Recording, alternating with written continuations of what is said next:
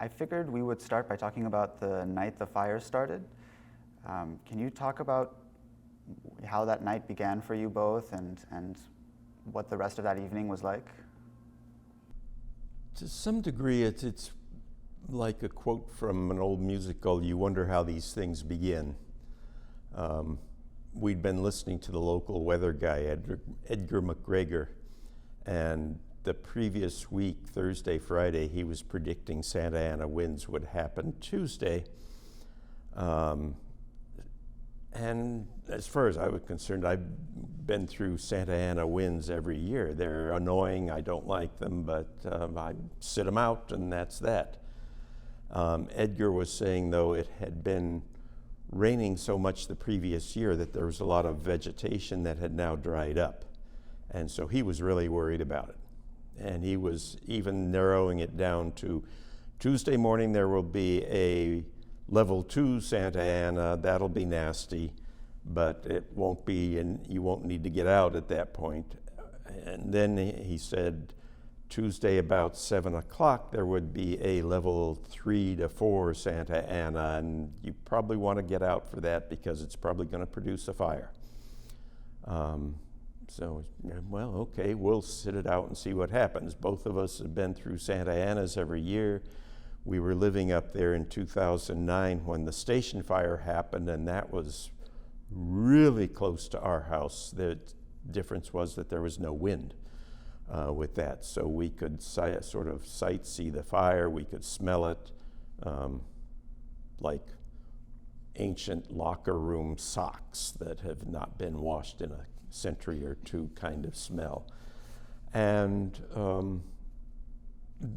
we were not feeling quite as urgent as we should have been, but I went to bed Tuesday evening. Myungin stayed up. We have very different sleep patterns, and they turned off Edison turned off the lights around 5:30. It was already dark. Yeah, around 5:30. So we had no electricity. The only communication was our phones.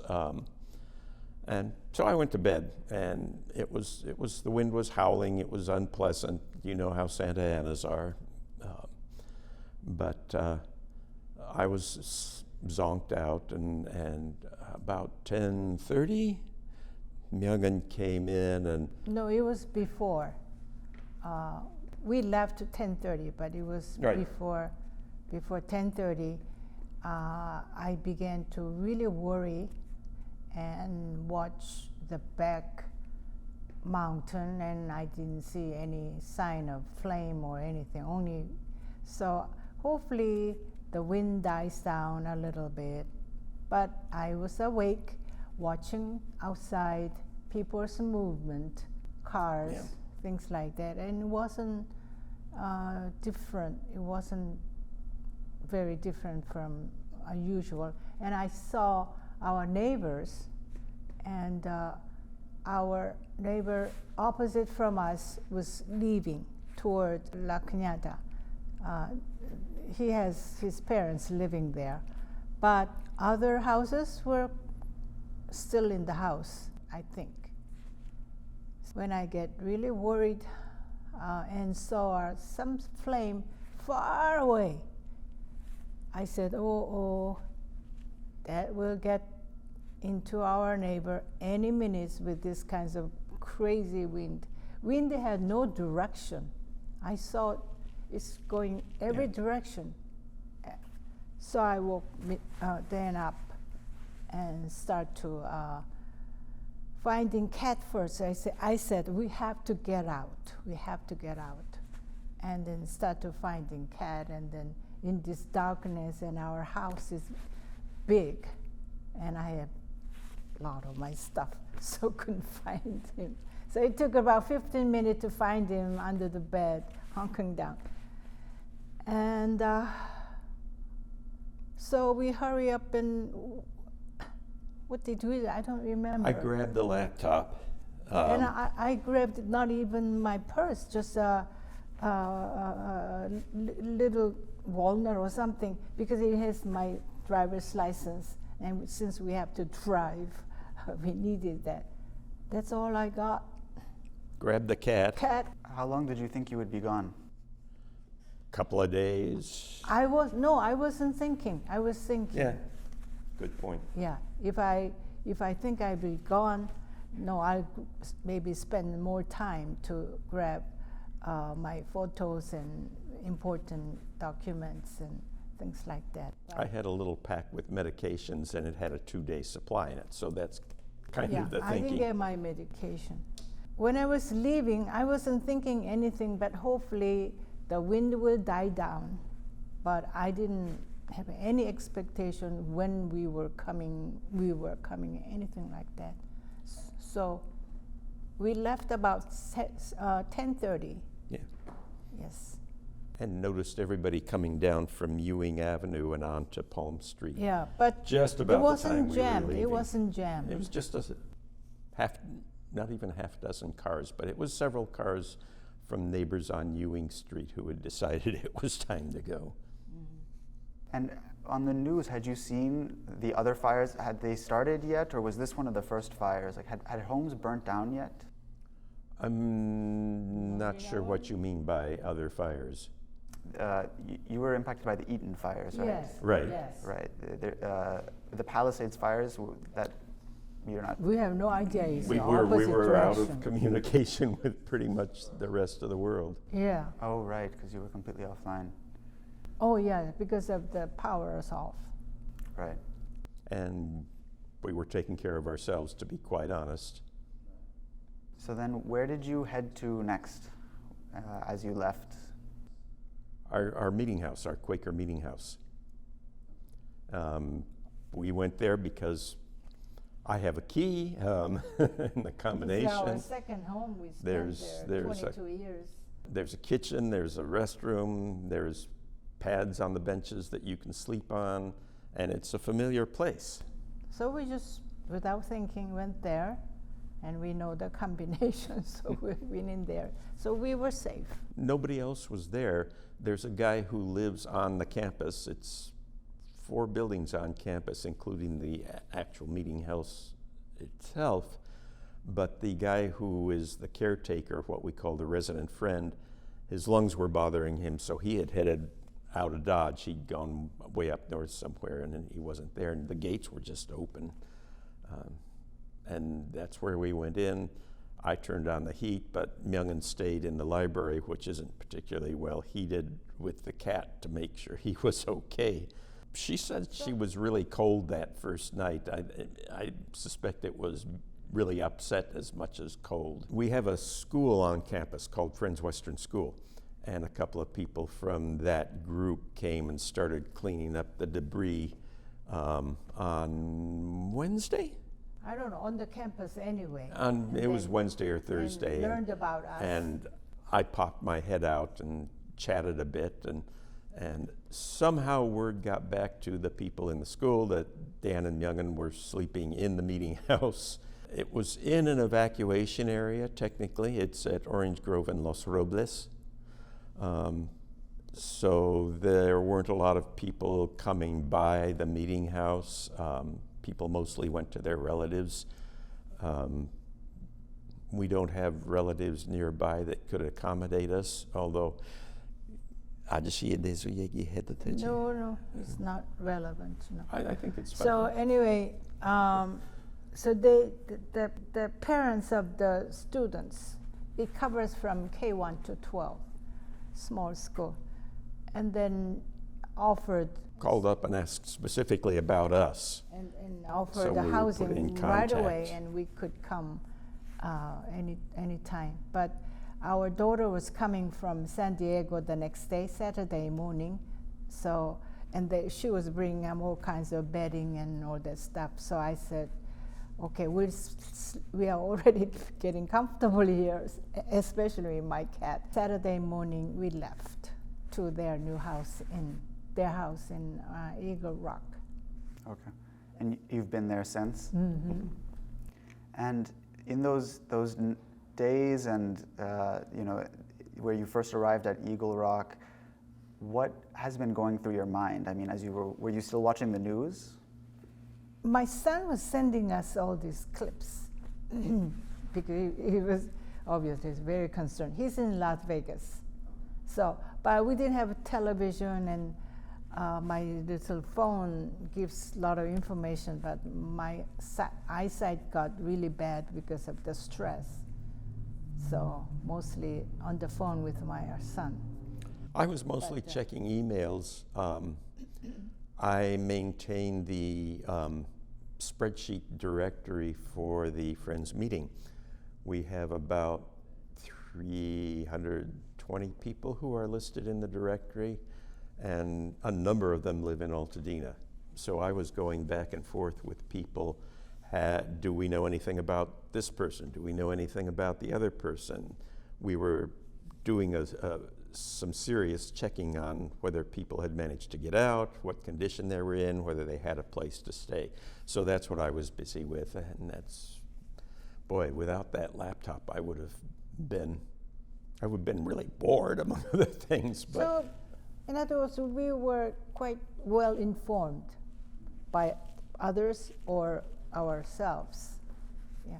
And we sort of heard about the Palisades fire during that process when we were talking with members, and is also a rabbi, lives in Pacific Palisades, and he lost his home. So Jonathan did? Jonathan did, yeah. Wow. Yeah. I didn't know that. Yeah. He was at meeting on Sunday. I know.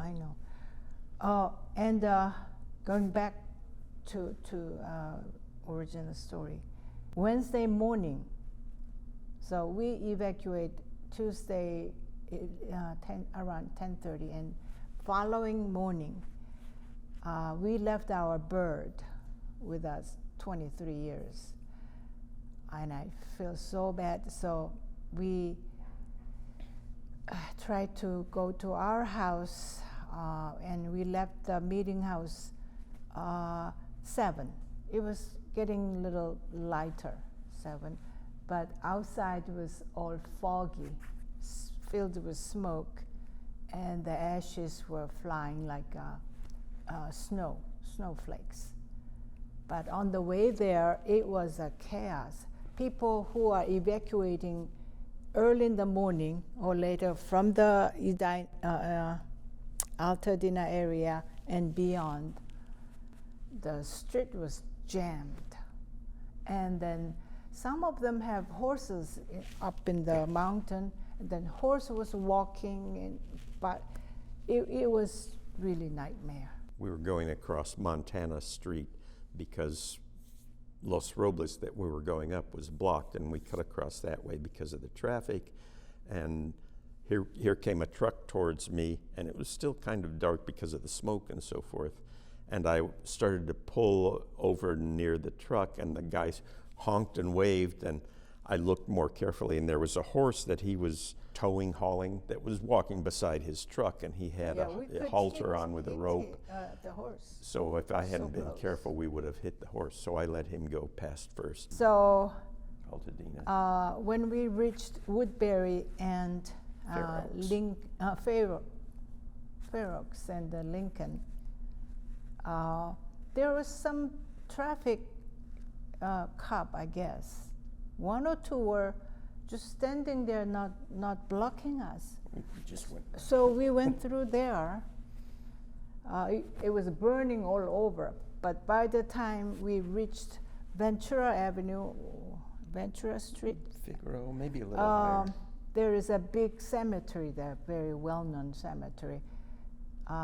Just after we passed that, not suddenly, but there was a black smoke and the flame, Got really hard to see. amber, and some burning objects flying all over. If we passed that, maybe we could go and reach our house and see the bird or something like that. But we couldn't because flame was right here, and the object was flying. There's a fire both sides of the street, and I felt the car got very hot. So I said, wow, we are going to be melted right now. What if some object, a metal, something like that, break our windshield? We are just So I said, then turn around. So we turned around. It was, when we were turning around, it was pitch black. And it wasn't because it was dark still, it was because of the black smoke. Yes. I think police or whoever were there just couldn't do anything, so they didn't stop us. How close did you get to the house? And on your way there, were you seeing firefighting going on as there was all this was burning around you? There was no firefighters around you? Nobody can do anything. There were firefighters, but there was a I didn't see anyone. I did, but there weren't a lot of them, and everything was on fire. I mean, those poor Both guys. sides. The wind was still blowing, and it looked like the world was on fire up there. It smelled. It was hot, and visibility was limited. It was just really frightening. And then we went back when it's still light. When was it? Late in the afternoon. Yes. And Yeah. then the Woodbury was. By then they had the roadblocks up. Yeah. How close did you get to your house? Probably a mile.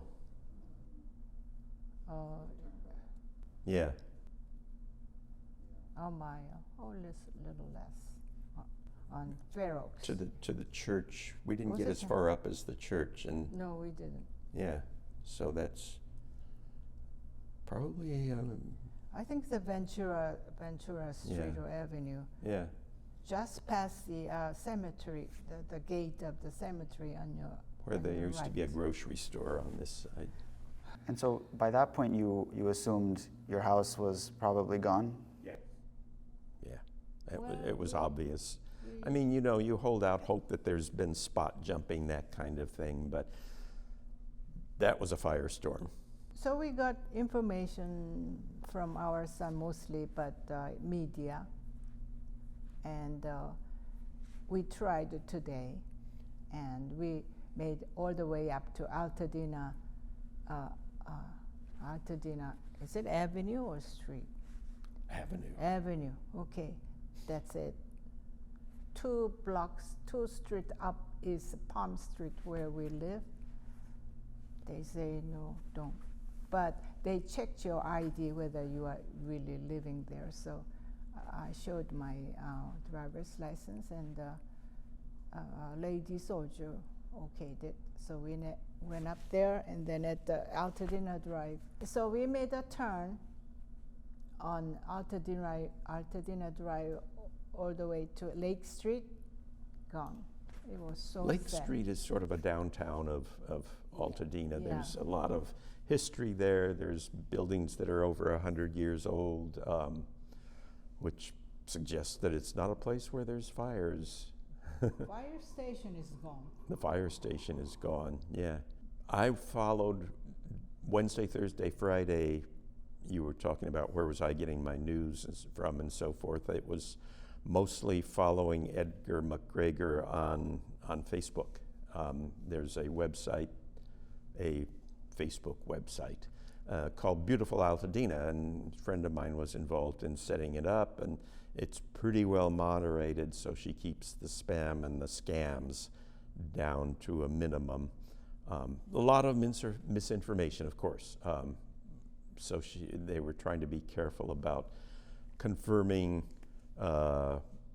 did such and such house really burn down, and people kept reporting things like that. So finally they said, let's be very careful.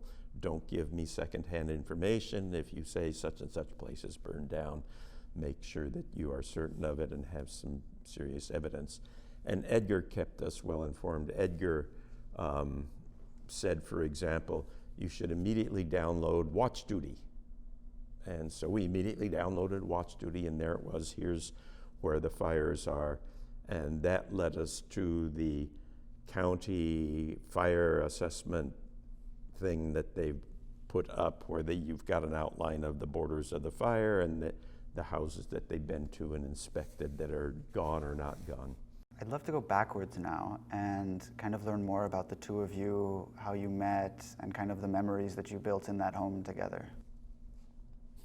Chumekiran. We worked together on a Peace Corps training group, and that was 1973. I was just joking that it was an arranged marriage because there was a certain staff member who insisted on teaming us up for things, and it had that feel to it. But yeah, that's how we met, and we've been together since then. So 50 years this year. When I was in the Peace Corps, I had been a TB control volunteer. Lived out in the boondocks and diagnosed and treated, kept track of tuberculosis patients. And the guy who was the supervisor for us in that particular province, the provincial TB control officer, Dr. Kiel Pyonghwa, had told us all, you guys should go into public health when you get out of here. And out of the 5 of us, 4 of us did go into a medically related field. 2 of us became epidemiologists. So powerful influence on... What is that, sorry, an Epidemiologist.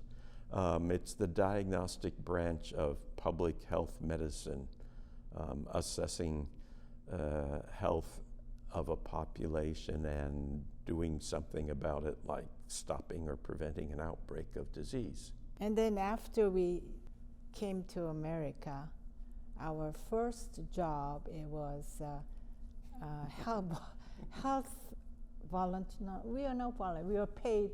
Our pay was field epidemiologist. Pay was $10,000 a year. $10,000 a year.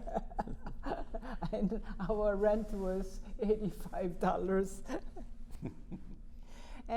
And our assignment was Eastern Kentucky. It's a coal mining town. They are the direct descendant of Northern Ireland, Irish.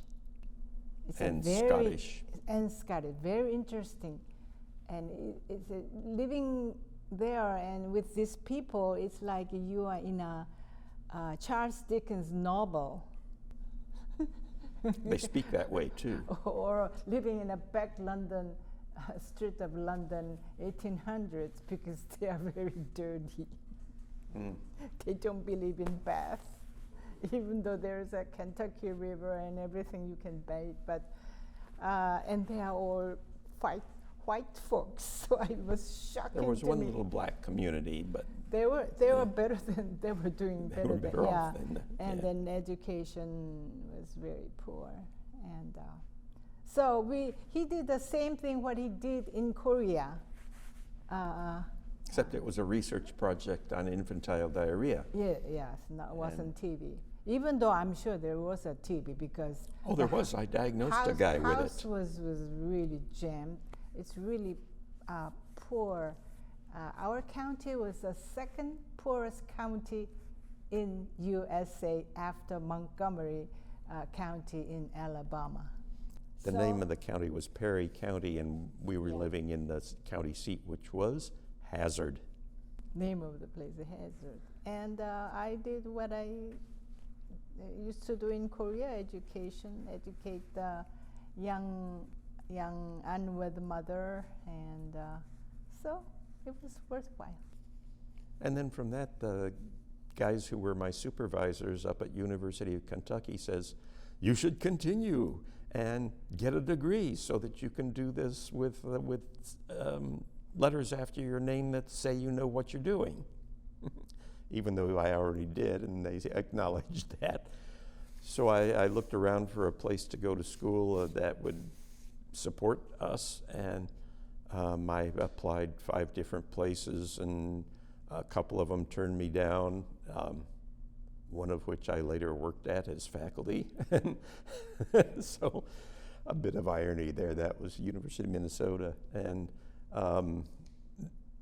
we ended up at University of Washington, which I took basically because they had an epidemiology department, and they said they would give me scholarships and RA-ships and TA-ships and that kind of thing. And I didn't know it at the time, but they were either the #1 or #2 epidemiology department in the country, the other one being University of Nebraska, University of North Carolina, Chapel Hill. So depending on which one you're loyal to, it's 1 and 2. So much for that. I like to speak about people living in our area. I really like their area. It's diverse, young and old. It's a really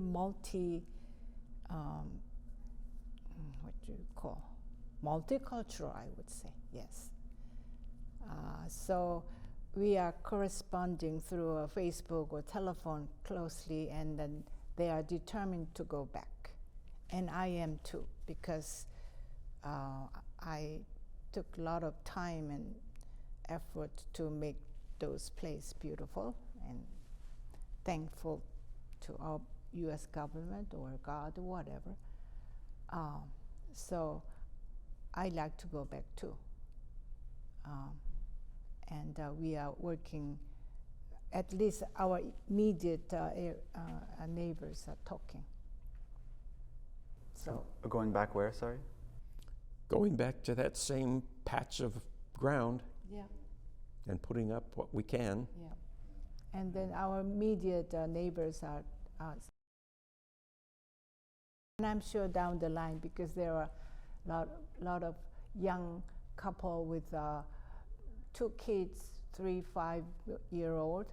There's a nice elementary school on a walking distance. It's a very nice area for family, yes. So my point is, people around there are determined to go back, and we need help from government or private or whatever. You see a lot on the media these days about how the town was destroyed, and watch the fires blazing through, preferably Palisades, because those are really expensive houses. But the east side of Altadena, on the other side of Lake, is also a very wealthy area. They use it as a substitute for Beverly Hills because they say it looks more like Beverly Hills. And we had friends living in that area who lost it all. But what you hear people saying is Altadena, and I mean there's a certain amount of tragedy voyeurism to this. You understand? People get a frisson from a vicarious thrill of horror at this sort of thing. And that's why I'm a bit hesitant to talk to, especially to corporate media, about this. Something that we're hearing from folks that were in our area is that, and even the folks who had businesses on the Lake Street, sort of downtown, is that yes, you can say there were buildings lost, the physical structures were destroyed. Altadena wasn't destroyed. Altadena is people. Altadena is the people who have a history there, and we come back and it'll look different, but it'll be us. So that's where Altadena is right now. What do you say to the people who are saying that, you know, this is the problem of wealthy people, they'll be able to recover okay quickly? How has hearing that made you feel? I would say 2026 or 8 Olympics. 28. We have that immediate, so there's no time to talk about politics, whatever. We have to survive. Like Paris Hilton, the Hilton Hotel offered a free whatever. In downtown Pasadena, I heard some brand name clothing stores giving you free whatever. I have enough by friends, so I'm okay. But we have to work together. I'm the recipient for emails coming to Orange Grove Friends Meeting. And there have been Friends meetings all over the country, calling, writing in, and saying, hey, what can we do to help? Well, we'd like to donate, da-da-da. So I funneled that to a ad hoc committee that we put together to handle that sort of thing. Someone in our meeting was pointing out that a lot of the traditional black churches along Fair Oaks and up there, some of them have been burned down. Maybe we should help them. It was burned down. I saw it today. Yeah. But the question of the celebrities, the wealthy homes getting destroyed,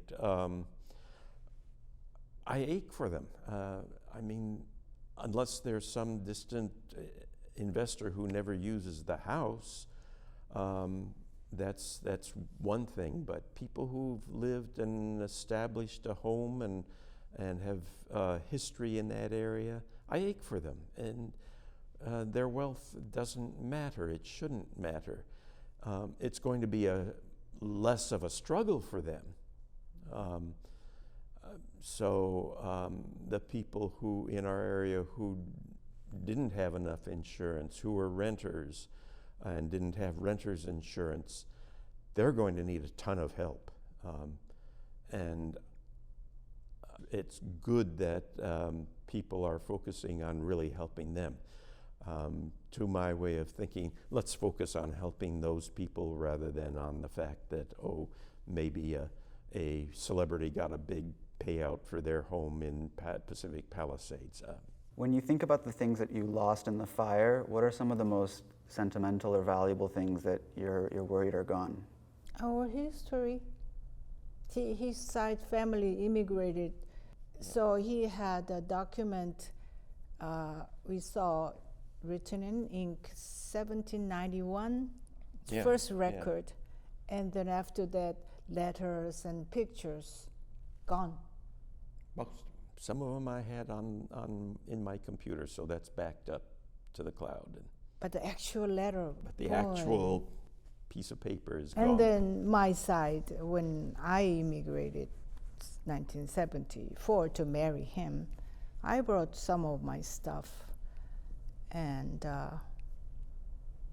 my brother and sisters have some, but my baby pictures, things like when I was a baby born, gone. So I mourn for that. Documents mostly, but materials, some are antique from the families. I mourn for them, but otherwise, and the bird. And musical instruments, rare and good quality one, gone for my children. So other than that, I don't care about stuff. I can buy it. Just it's an interesting question. People in situations like this will sometimes say, you made it out fine, you're alive, the loss is just stuff. And to some degree that's an understandable response, but stuff is often a definition of who we are. Right now it feels like we're on vacation somewhere and sitting in a nice apartment that we've rented, and that if we just get in the car and drive back up to our house, it'll be there unchanged, and that's our environment. And our environment is a part of who we are. so in terms that, So it's more than just stuff. mourn for those precious things, but not. When you think of the future, are you optimistic that you'll get to rebuild and be back in some version of that community or home again? Yeah. Yes. Especially because we are okay. Maybe that's why I feel not listening to other people's situation. But my immediate neighbors are really determined. Yeah, I'm optimistic. It will take a long time. So. A lot of history in that neighborhood, though. I mean, our house was built 1960. The house across the street was built 1920. House doesn't matter. The oldest house in the neighborhood the land. Was built 1901. So you wouldn't expect a major fire loss to happen in a place that has houses that old still sitting there. Right. So I am optimistic, but it will take a long, long time. So I should be healthy mentally and physically to see the good results. That's what keeps me going, because we are old folks. What do your kids think of the whole situation? What have they said? Oh, they're scared. They are so upset because their history is gone, mostly. And they're really worried about us. Yeah. So I'm thinking like the movie Gone with the Wind. Yeah. In the last scene, the woman, what was her name? The beautiful woman. Scarlet. Scarlet. When she was leaving her house called the Tara or something like that, and burning, and then she turns around and walking, and I'm determined to rebuild. I'm like her, but the difference is she's really young and I don't have much time. I feel like that, yeah. Did you build this house, or was it you bought it? Yeah. No, we bought it, but the back we have a huge lot, so I built a guest house, very nice, modern, with a high ceiling, California style. 2010, I built. So many people came in from Korea, anywhere, Japan, sleep there and appreciate the tree, lemon tree and all that. So physically, I have two houses. We moved there in 2002. Yeah. From Kentucky? No, Omaha, Nebraska. When I graduated from University of Washington, we went to Minnesota, worked there for a couple years. Omaha, worked at University of Nebraska Medical Center for 11 years. And then moved here, where I was hired by Kaiser Permanente. Kaiser, yeah. It's the typical So academic, we've been there you get promoted by moving. 23 years. 2002 we came. Yeah. One after 9/11. So that's Yeah. 2002? Yeah. Okay. Yeah, in that house. So And why did you pick California and that area? for California, we didn't have choice, but I wanted to come here very much for a long, long time. Midwest is really tough for kids, For mixed race biracial kids. kids. I can deal with it. I am a war survivor. I was in the Korean War when I was 2-3 years old, and we lived on the street. Basically, we refuge for 3 years. I don't have a lot of bad memory, luckily. So I'm tough. So, but what my kids going through was really terrible, and he's still in a counseling. Why was it so hard? Like, what could you tell us a little bit about it? Basically, yeah, racial discrimination, and also the image of the boy doesn't fit him, the one who plays a musical instrument and then goes to a football practice and come to a piano teacher with a sweat and all that. But that was fine. But the school kids, friends, were just totally not accepting. And I grew up in Van Nuys.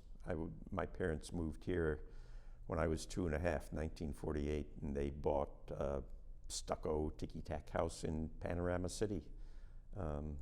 And we lived there for 10 years. And then my parents decided they wanted to really go back and live in Indianapolis, where their family was, and I said, okay. So I was in Indianapolis for high school and college, but anyway, well, everybody in the Midwest also, young people are dreaming about California, coming here. Yes, yeah. So we're living in a paradise thanks to a Native American. And she had a lot of connections with Koreans here. There was 3 Koreans living in Omaha. Yeah, and direct flight, so that's nice. Yeah. And how long did it take you to learn to speak Korean together? I'm still learning. Oh, he's every day is okay, but literally or little intellectual things, I stumble when I give He a has to college learn. lecture a bit. yeah. But That's pretty impressive. I have to And learn I English get lost too. in faculty meetings, but I was teaching in Korea from 2016 to 2019. I went to a school called Daegu Institute of Science and Technology. There's 5 of these institutes of science and technology in Korea. They're like Caltech equivalents. So damn good schools, grad school, undergrad. And they asked, can you teach English when we were looking at the place? And I said, I can sort of speak English okay, but I have no clue how to teach it. Yeah, teaching is a serious. And so I said, but I've been teaching epidemiology for 20, 30 years. And they said, okay, can you put together a course for undergrads? Because I'd only taught medical students and grad students. And so I put together a course for undergrads and sent them the syllabus, and they looked at it and said, cool. So I went over there and taught a 3-hour course every semester as sort of, the title sort of actually translates as special old fart professor. And they paid me like assistant professor level. They gave us faculty housing, and they gave us airfare back to Altadena over the winter and summer breaks. And we did that for 3 years, and that's really helped my Korean a lot, among other things. But yeah, so was our most recent connection with Korea. And she was involved in starting a revolution in Korea, still is, I suspect. But that's kind of what we did. And Anyway, no more about personal stuff. I like to focus on now and Okay, the future. let me ask you this. And So for other families who are going through this as well, whether they're young or they're similar to you both in age, can you share a little bit about what is giving you the energy and the strength, and kind of the stories you tell yourself in your head about the future that gives you the energy to keep going forward and be so positive? people, and we are all in it. In this case, young and old, rich, poor, no, we have to work together in order to save California, first of all. Olympic is coming, and we have a conservative president today, so we have to work hard. No division or hatred, no. We have to face right now. We can't afford. That means we have to rebuild. Don't think about profiting, something like that. No, you have to think again. when I went to high school in Indianapolis, I went to Shortridge High School, which my parents had gone to. And the remarkable thing about Shortridge is that Indianapolis was a very segregated city. There was Crispus Attucks was a black high school, set up deliberately that way. Shortridge was integrated, and when I was there, it became a target for a lot of fear and hate. And during my college years, the school finally got shut down mostly by a group called Parents Concerned About Quality Education, some such thing. Parents who are scared that maybe blacks will come to their kids' school is more what was going on. And places like that become targets. And you doubtless know the story about Altadena, but just to make it a little more blatant, people moved up to Altadena from places like Pasadena because they were deliberately pushed out of Pasadena. And Altadena had originally been a white flight community, but as the blacks moved in from Pasadena, it became a white flight there too. But some people stuck around. There's a guy from our meeting whose parents were supportive of the Japanese community that was up around Lincoln Avenue in Altadena. So you can still see some remnants of that. There is a serious community of just mixed people on the west side, mostly on the west side of Altadena, but in other areas of Altadena as well. And the community is remarkable for that. I don't know that we think of ourselves as successful. We think of ourselves as a friendly community where we all kind of know each other and look out for each other. And that it's made up of something other than people who don't look like me makes it sometimes a target for people who are frightened of that. The thing that frightens me most about the upcoming administration is that it will be like the previous time we had a bigot in the office of president, in that people who are afraid of others during that period of time, 2016 to 2020, felt like they had permission to go out hunting, as it were, and attack people who frightened them. And I am afraid that that will become a major problem again. It affects our Friends meeting because we have people who look like they are targets, who are vulnerable. We have, quite a few trans people, for example, in our Friends meeting. We have people of various ethnicities and religions. We don't just have a rabbi, we have a couple, 3 Muslim people, a woman from a Sikh group that I've never heard of. And that's what frightens me, is that these people are vulnerable during this period of time, and has me wondering what I can do to keep my friends safe. Yeah, I mean, it sounds like you've built a really beautiful multicultural community over there. It is. It's really tough to not be together anymore. Are there efforts that you both are thinking about in the time between when you get to go back to that area, hopefully, and just the present moment of community events and things that you plan to do to bring the community together, and kind of support each other? Like, what's been working? Not our neighbor, but in our meeting, a Quaker meeting, we are already doing it. Yes. The school had all the parents brought in tons of clothes and had a clothes distribution day on Saturday. Got tissues. We scored some clothes out of that. Yesterday, so I just washed a little bit.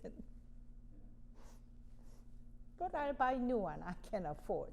I'm not poor, but I need it right away. And then I'll be involved. I've been always involved. This so-called civic action, whatever. Yeah, yeah. There's a ton of irony going on here. Yeah, volunteer for school, and I've been working in downtown Pasadena for soup kitchen, but it's closed because it's become very rough. It's opposite of the animal shelter, and when we were working in their kitchen, the police has to be dispatched to protect us. So since we are getting old, so old people are taking a back seat and contribute monetary, but the young folks got in and do it. So we've been doing it. It's not, and Quakers are famous for going to places where there's a war or civil war and helping out. No questions, even Vietnam. No questions asked, whether Christian, whatever. Just do your work, medical especially. Yes. So I'll be continue doing that, and while I try to get into our place and build a modern, energy efficient house, simple house, not big house, 2 houses, no, just one, to put ourselves. Either of you worried that maybe the fires were mishandled or that something could have been done? Or do you have any perspective on what you're thinking about in terms of how to ensure that, well, all of these rebuilding efforts don't go to waste again from, just another bad day of wind? I think scientists has to put their head together all over the world, because there's no guarantee this will happen again anywhere in the world. It's global So- warming. I mean, Yeah, so we have to put our head together and resources